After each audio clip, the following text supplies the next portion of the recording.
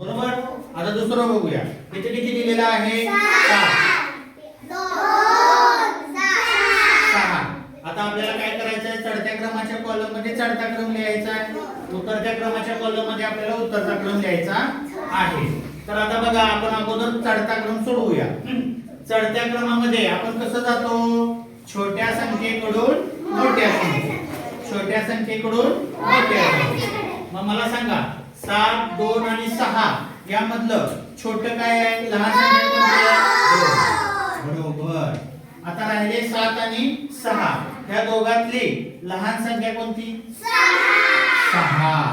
बरोबर. आणि शेवटी काय राहिला? सर्वात मोठा कोण आहे? 7. ओके.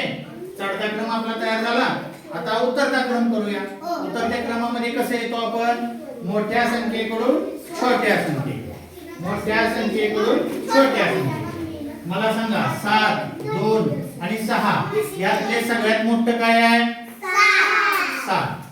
बरोबर. आता 7 गेला, 2 आणि 6 राहिला. बरोबर. यातलं सगळ्यात मोठं काय आहे? 6. आणि शेवटी कोण येणार? सर्वात लहान. 2.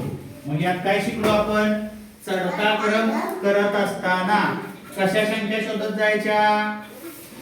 छोट्या छोट्या. उतरता क्रम करत असताना अगोदर मोठ्या मोठ्या संख्या शोधत जायच्या आणि त्या लिहायच्या. समजलं का?